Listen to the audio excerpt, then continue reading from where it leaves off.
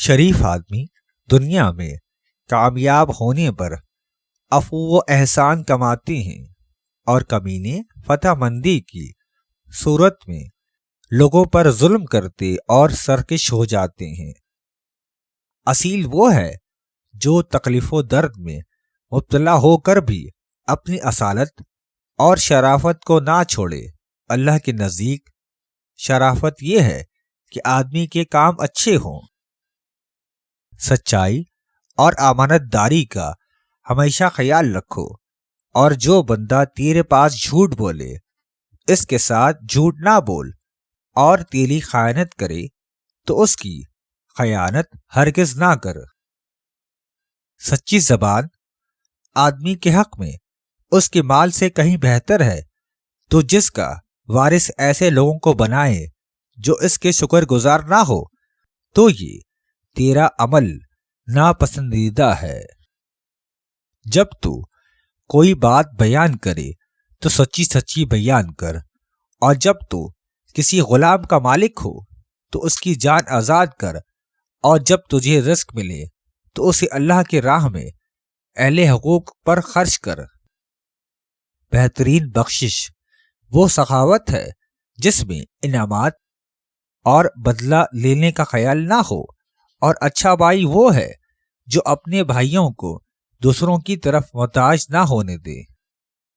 اپنی زبان کو نرم کلام اور سلام کہنے کی عادت ڈال، اور ان باتوں کی طرف کان نہ رکھ جن کے سننے سے تیری اصلاح اور درستی میں ترقی نہ ہو، کیونکہ یہ عمل دلوں کو زنگ آلود کرتا ہے اور مذمت کا موجب بنتا ہے۔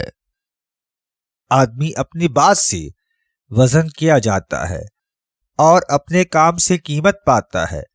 زبان ایک ترازو کی طرح ہے، عقل مندی سے اس کے پلے بھاری اور نادانی سے پلے ہلکے ہو جاتے ہیں۔ یاد رکھو، قبل اس سے کہ تیری زبان تجھے ایک لمبی قید میں ڈالے اور تیری جان کو ہلاک کر دے، ایسی زبان کو بند رکھ۔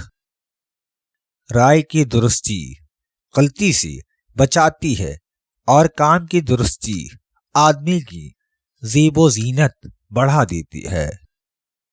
دو چیزیں ایسی ہیں جن سے ناک چڑھانا اچھا نہیں: اول بیماری، دوم بھوکے اور محتاج رشتہ دار۔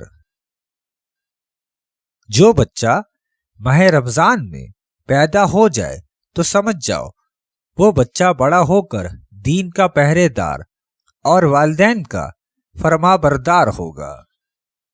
نہایت قریب رشتہ دلوں کی الفت و محبت ہے، اور نہایت بعید دوری دلوں کا اختلاف ہے۔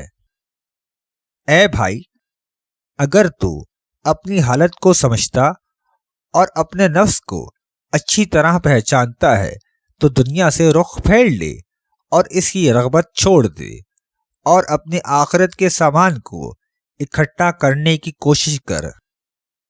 جو چیزیں زائل اور ختم ہو جانے والی ہیں ان کی رغبت چھوڑ دے، کیونکہ وہ چیزیں ایسی بے خود ہیں کہ وہ تیرے لیے باقی رہیں گی، نہ تو ان کے لیے تو باقی رہے گا۔